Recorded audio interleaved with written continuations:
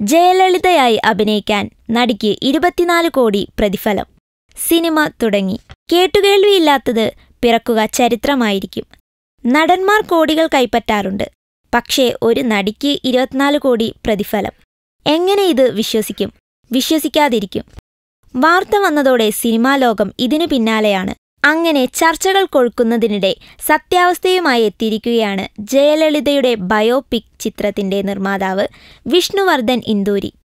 കങ്കണ റണൌട്ടാണ് അന്തരിച്ച ജയലളിതയുടെ വേഷത്തിലെത്തുന്നത്. അതിനുവേണ്ടി 24 കോടി രൂപയാണ് പ്രതിഫലം വാങ്ങുന്നതത്രേ.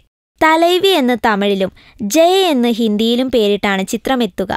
ബോളിവുഡിൽ 10 കോടി രൂപ ചിത്രത്തിന് പ്രതിഫലമായി വാങ്ങുന്നത് 2 നടിമാരാണ്, കങ്കണയും ദീപിക പത്കോണും. അവിടെ നിന്ന് 24 കോടി ജയയാകാൻ കങ്കണ വാങ്ങിയാൽ അത് ചരിത്രമാകും. നിർമ്മാതാവ് വിഷ്ണുവർദ്ധൻ ഇതേക്കുറിച്ച് പറഞ്ഞത്, കങ്കണ അഭിനയിക്കാമെന്ന് പറഞ്ഞതുതന്നെ ഭാഗ്യമായാണ് ഞങ്ങൾ കരുതുന്നത്. അതിൽ പ്രതിഫലം ഒരു പ്രശ്നമേ അല്ല. ഈ ചിത്രത്തിൽ അഭിനയിക്കാനെത്തുന്ന കങ്കണയുടെയും ജയലളിതയുടെയും ജീവിതം ഒരേ രീതിയിലുള്ളതാണ്.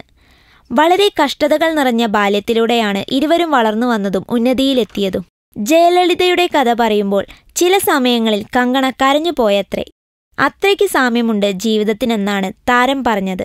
എല്ലാം ഒത്തിണങ്ങി വന്നതുകൊണ്ട് അഭിനയിക്കാൻ എളുപ്പമാകും, അത് യാഥാർത്ഥ്യമാകും എന്നൊരു പ്രതീക്ഷ കൂടിയുണ്ട് കങ്കണക്ക്. All the best Kangana. Film court. നമ്മൾ സബ്സ്ക്രൈബേഴ്സ് 6 ലക്ഷമായിരിക്കുന്നു. നന്മയും തിന്മയും അടയാളപ്പെടുത്തുന്ന എല്ലാവർക്കും നന്ദി. നിങ്ങളും ബെൽബട്ടൺ അമർത്തോ. നല്ല വാർത്തകളുടെ നോട്ടിഫിക്കേഷൻ ഉടനെത്തും.